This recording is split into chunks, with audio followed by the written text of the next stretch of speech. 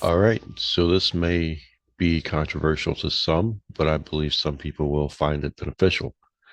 However, those who are set in their ways of practicing modern ceremonial magic will probably scoff at this or say it is completely unnecessary. So with that, the purpose of this video is to discuss the use of the pentagram, the association of the elements to the points on the pentagram, and use of the pentagram in rituals such as the Lesser Banishing Ritual of the Pentagram, or the LBRP for short, which it is most commonly referred to and has become a cornerstone for ceremonial magic thanks to the Golden Dawn. I've also set chapters in this video to help navigate the instructional section. But before I continue, this video is not me attempting to convince you to change the way that you have been tracing or drawing pentagrams in your ritual practice.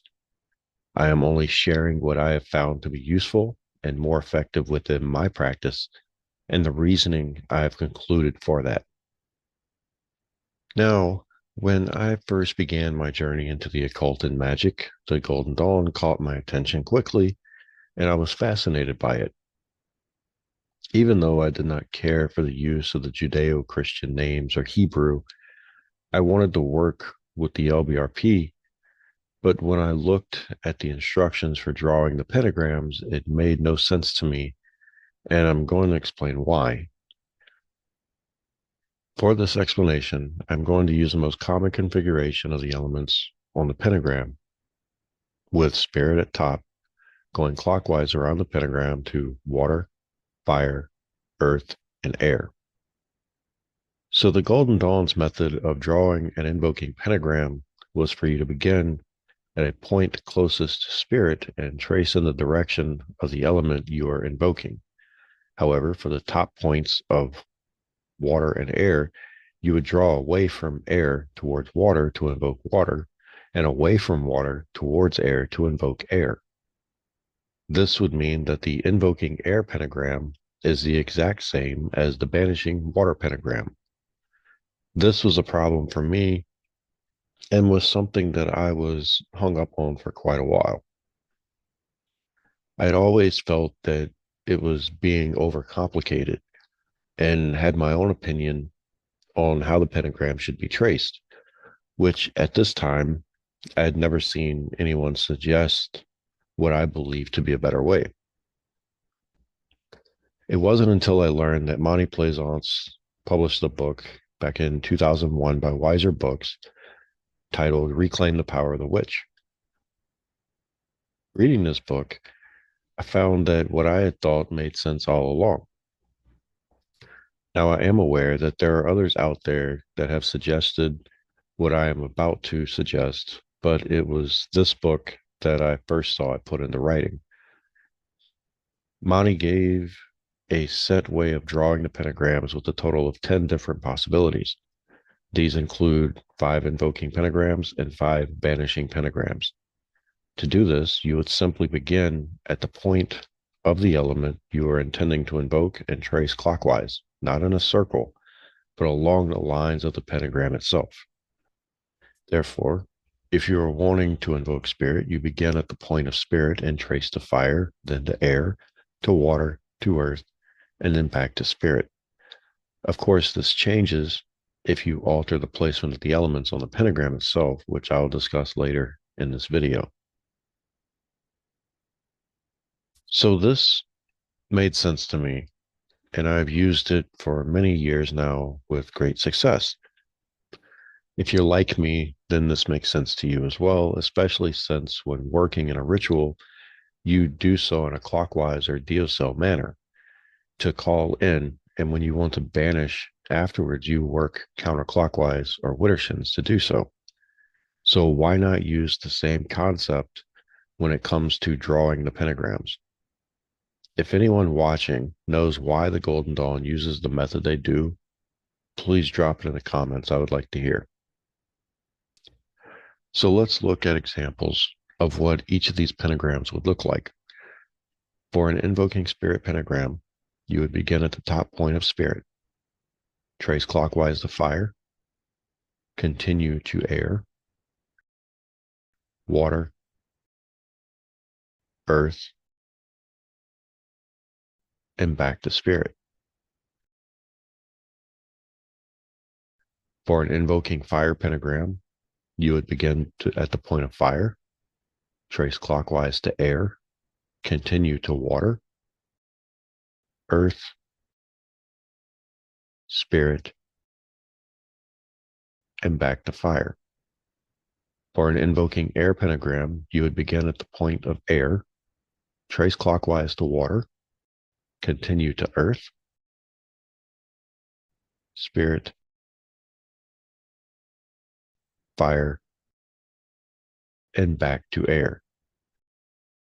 For an invoking water pentagram, you will begin at the point of water, trace clockwise to earth, continue to spirit, fire, air, and back to water.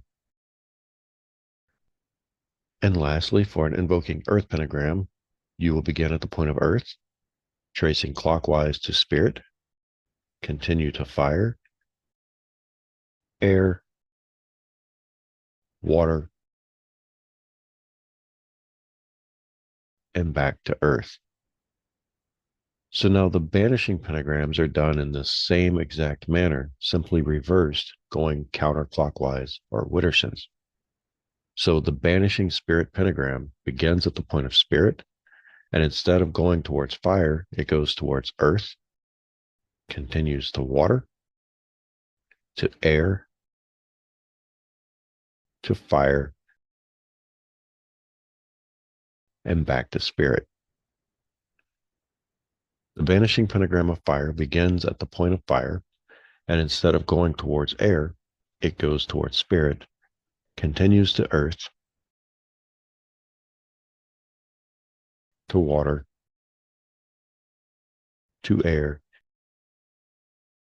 and back to fire. The banishing pentagram of air begins at the point of air, and instead of going towards water, it goes towards fire, continues to spirit, to earth, to water, and back to air. The banishing pentagram of water begins at the point of water, and instead of going towards earth, it goes towards air, continues to fire, to spirit,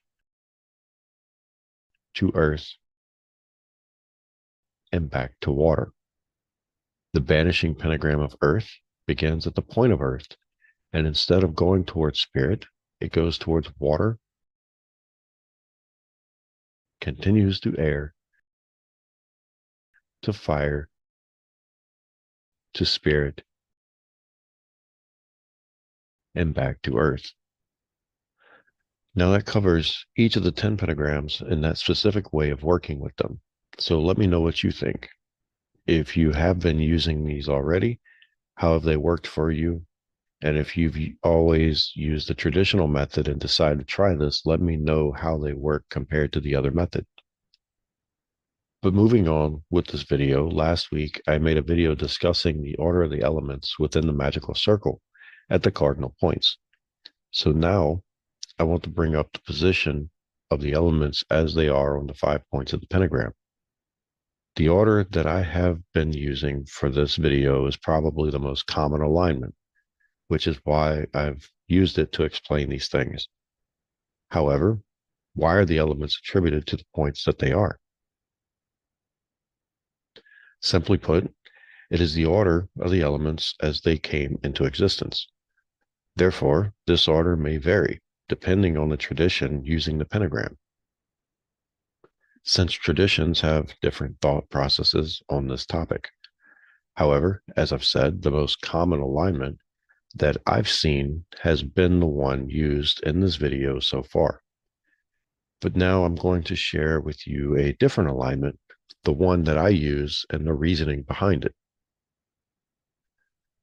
The order I'm referring to is going clockwise from spirit to fire, to water, to air, and to earth. Essentially, you're swapping the elements of air and water on the points. I was first introduced to this order by Monty Plaisance, again from his book Reclaim the Power of the Witch, which, if you do not have a copy, I do suggest you get it, and I will include a link in the description below. Now, spirit remains at the top of the pentagram, and fire comes first. This should be apparent as light is associated with the divine, and fire emanates light. In the story of Prometheus, we see that he stole fire from Olympus to give to mankind. I believe that most religions have some story of divine light or holy fire. Next on the pentagram is water, the opposite of fire. This gives us the law of polarity, the opposing forces. Fire alone is electric and spreads, while water is magnetic and contracts. The divine masculine and divine feminine. Following water is air, because what happens when fire and water are mixed? We get steam. As the elements condensed, the element of earth was formed. It is important to realize that this is not meant to be taken literal and should be viewed as purely symbolic. But what about a justification for this alignment of the elements on the pentagram? Well, that comes in when I looked to the signs of the zodiac. Unless you are brand new to the occult, you are probably aware that each zodiac sign is associated with an element, giving us the triplicities. So let's look at the order of the zodiac signs. Beginning with Aries, we have Taurus, Gemini, Cancer, Leo, Virgo, Libra, Scorpio, Sagittarius, Capricorn, Aquarius, and Pisces. Now, if we look at the elements associated with each sign, we see that at Aries, we have fire. And going in order, we have earth, air, water, and then it repeats. This order goes with the flow of our world, as from our view, the signs of the zodiac appear to move in a counterclockwise or Widdershins manner. However, if we take the zodiac as they appear, beginning with Aries, and go in a clockwise manner or Deosil manner, we have fire, water, air, and earth repeating, following the same order for the altered elemental associations on the pentagram as discussed. Again, I'm not saying any of this to try to convince you that my way is right and yours is wrong. I find that both arrangements are effective. It is just my opinion that this creates a more natural flow when invoking or banishing using the pentagram. So what do you think? Which arrangement do you use within your practice? If anyone puts this to the test, I would like to hear how it works for you. So next week, I will be out of town for a work function, so it's going to be difficult to get a video done. So I've decided that I'm going to share a ritual next week using the information from this video and the video from last week. So I hope you all enjoy that coming up. But until next time, Salate.